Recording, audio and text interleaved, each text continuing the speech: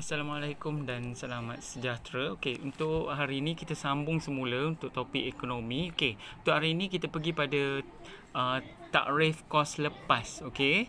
Okey, untuk kos lepas, kalau awak tengok definisi dekat sini. Okey, definisi kalau tulis kat sini, kos lepas merujuk kepada pulangan yang mungkin daripada barang-barang atau perkhidmatan kedua terbaik yang terpaksa dilepaskan akibat daripada pemilihan sesuatu barang. Okey. Okey, ni dia punya definisi. Okey, kalau definisi yang lebih jelas, cikgu terangkan macam ni. Okey, contoh kos lepas macam ni. Ada dua pilihan barang. Okey, ada dua pilihan barang. Contohnya awak nak beli sama ada nasi ayam ataupun nasi tomato. Okey, ada dua pilihan. Katakan nasi ayam tu harga dia RM4, manakala nasi tomato tu harga dia RM6. Awak ada RM5 sahaja. Jadi awak hanya mampu beli satu nasi sajalah. Okey, awak tak boleh beli dua-dua sebab awak mengalami masalah kekurangan wang. Okey. So, katakan awak pilih nasi ayam tadi yang berharga RM4, memandangkan awak ada RM5 sahaja. Jadi, kos lepas ialah nasi tomato sebab awak dah buat pilihan untuk nasi ayam. Jadi, kos lepas ialah nasi tomato lah. Okey, barang kedua terbaik terpaksa dilepaskan kerana memilih barang yang lebih baik. Okey, memandangkan awak mengalami masalah kekurangan wang. Sebab itulah kos lepas wujud. Okey, tu penerangan berkaitan dengan kos lepas. Okey. Seterusnya kita tengok ni analisis situasi kos lepas. Okey. Yang ni analisis situasi kos lepas. Okey, katakan dalam jadual ni, okey, dia bagi kombinasi X, Y dan Z yang mana dia keluarkan seluar sukan ataupun kemeja T. Okey.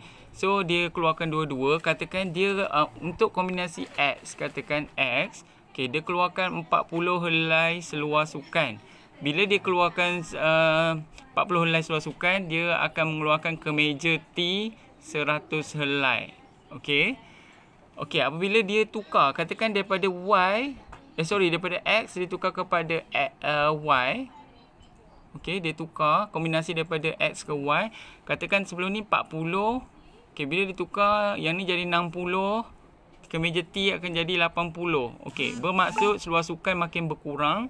Seluar sukan makin bertambah, kemeja T yang makin berkurang. Itulah penjelasan berkaitan dengan kos lepas. Bila kita dah tambahkan seluar sukan daripada 40 kepada 60, kita terpaksa kurangkan kemeja T daripada 100 kepada 80. Sebab apa?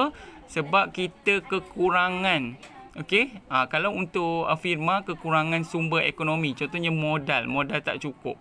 Bila modal tak cukup, jadi tak boleh nak keluarkan semua jenis barang tu. Maksudnya kalau seluar sukan nak keluarkan ikut kuantiti macam dalam ni. Okey, kalau 40 dia tambah 60, dia tak boleh kekalkan kemeja T daripada 100 kepada 100 juga tak boleh sebab mengalami masalah kekurangan sumber ekonomi ataupun modal. Okey, sebab itulah kos lepas wujud. Jadi macam mana kita nak kira kos lepas tu? Okey, katakan macam tadi cikgu dah terang X kepada Y daripada 40 kepada 60. Okey, yang kemeja T daripada 100 kepada 80. Kalau kita nak kira kos lepas, kita tengok antara dua-dua barang ni yang mana jumlah dia makin berkurang. Okey, so 40 hingga 60 jumlah dia memang semakin meningkat. Kita ambil yang makin berkurang, 100 kepada 80. Jadi nak tahu kos lepas, kita ambil jumlah yang makin berkurang, 100 tolak dengan 80. 100 tolak 80 dapat berapa? Okey, sama dengan 20. Ini ialah kos lepas kalau soalan tanya. Okey, jadi kalau nak tahu kos lepas, kena tolak daripada yang tinggi yang kepada yang semakin menurun. Okey, sebab itulah 100 tolak dengan 80. Kalau yang ni tak boleh ya, 40 mana boleh tolak 60. Okey, tu sebab dia kita kena tolak yang makin berkurang. Yang tu cara nak kira kos lepas. Okey. Okey, seterusnya okey, yang ni satu persatu, yang ni berkait dengan isi rumah dulu. Okey, masalah ekonomi iaitu masalah kekurangan, pilihan dan kos lepas. Macam sebelum ni cikgu dah bagi tahu. Cuma yang ni dia detailkan satu persatu. Okey. Contohlah isi rumah. Okey, kita sebagai pengguna, apa masalah kita? Okey. Kita kalau isi rumah ataupun pengguna, masalah utama kita kekurangan ialah kekurangan pendapatan atau wang. Okey, ini yang pertama. Okey, seterusnya pilihan. Tadi kekurangan, pilihan. Pilihan mestilah kita pilih sesuatu barang yang mengikut kepuasan kita yang paling maksimum. Ada kat sini ya. Okey, kepuasan paling maksimum. Dan seterusnya kos lepas. Kalau tengok kat sini, kepuasan yang mungkin daripada barang kedua terbaik terpaksa dilepaskan. Macam cikgu cakap tadi, nasi ayam dengan nasi tomato. Okey. Itu tadi berkait dengan isi rumah. Kita tengok pula kalau firma. Kalau firma pula, dia mengalami masalah kekurangan faktor pengeluaran ataupun sumber ekonomi. Okey. Kalau yang tadi pengguna kekurangan wang atau pendapatan, dia beza ya. Okey, jadi kena bagi jawapan kalau soalan tu firma, kena bagi kekurangan faktor pengeluaran. Tak boleh bagi kekurangan wang atau pendapatan. Nanti memang akan salah. Okey. Seterusnya kalau pilihan pula, okey, pilihan. Setiap ni mesti ada kekurangan, pilihan dan kos lepas. Okey, kalau firma, dia pilihan dia mesti pilihan yang menguntungkan sebab dia firma, orang yang berniaga. Okey. Okey, pilihan dia mesti pilihan yang memaksimumkan keuntungan dia. Kalau yang tadi, kita sebagai individu atau isi rumah, pilihan kita ialah barang yang memaksimumkan kepuasan. Tapi kalau firma, okey, keluaran atau produk yang kita keluarkan yang memaksimumkan keuntungan. Okey, tu beza dia. Okey. Seterusnya, kalau kos lepas pula, okey, kos lepas sama je. Keuntungan yang mungkin, okey, dekat sini ada keuntungan yang mungkin daripada keluaran atau projek pelaburan kedua terbaik. Okey, ayat dia sama. Keluaran kedua terbaik terpaksa dilepaskan kan. Cuma dia tukar keluaran. Kalau untuk isi rumah tadi, dia tak guna keluaran. Dia guna barang. Okey, dia ada beza dua tu. Okey. Itu untuk firma. Seterusnya satu lagi kerajaan. Okey. Kerajaan kalau masalah kekurangan, kurangan apa? Okey, kalau tadi firma kekurangan faktor ekonomi atau faktor pengeluaran atau sumber ekonomi. Kalau kerajaan, dia mengalami kekurangan hasil negara. Ataupun boleh juga tulis pendapatan negara. Okey. Seterusnya, kalau pilihan pula untuk kerajaan.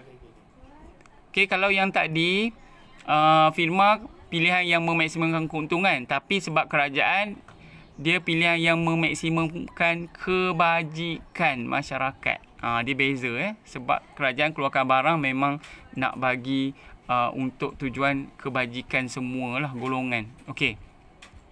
Dan yang terakhir, kos lepas. Sama juga. Setiap unit ekonomi memang ada kekurangan, pilihan dan kos lepas. Okey, kos lepas, ni ditukar kebajikan lah. Yang mungkin dia boleh daripada projek. Kalau yang tadi firma, keluaran. Kalau isi rumah, diguna barang. Kalau ini diguna projek. Okey, projek bangunan terbaik terpaksa dilepaskan. Okey. Okey, jadi itu adalah beza antara tiga-tiganya. Okey, ketiga-tiga. Seterusnya, cikgu masuk sedikit berkaitan dengan keluk kemungkinan pengeluaran. Okey. Yang ni keluk kemungkinan pengeluaran ni. Okey, keluk kemungkinan pengeluaran ialah keluk yang menunjukkan had maksimum tingkat pengeluaran yang dapat dicapai oleh sebuah ekonomi dengan menggunakan faktor pengeluaran yang ada dan tingkat teknologi tertentu. Okey. Itu definisi keluk kemungkinan pengeluaran. Yang ni memang kena lukis. Okey. Dia pun sama. Ada barang dua jenis macam ni. Macam awak kira kos lepas tadi.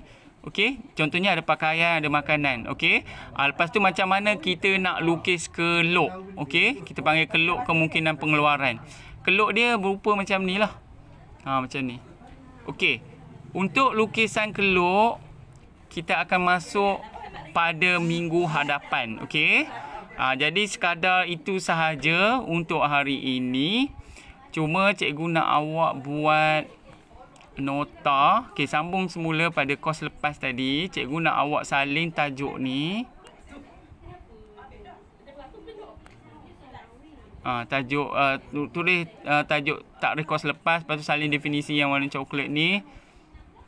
Lepas tu yang ni. Okey. Kalau dah buat yang ni tak apalah, terus yang bawah pula. Okey. Cikgu nak awak lukis ni.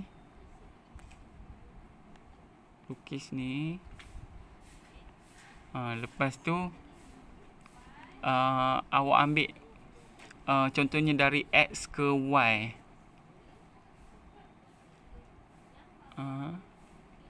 Okey, cukuplah yang atas ni je. Yang ni tak payah. Contoh dia sama je. Yang penting awak faham. Okey, tapi kalau nak salin dua-dua, terpulanglah dengan yang ni sekali.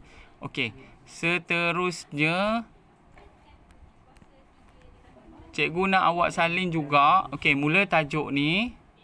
Implikasi pilihan dibuat oleh individu, firma dan kerajaan dari aspek kos lepas. Salin yang tulisan merah ni.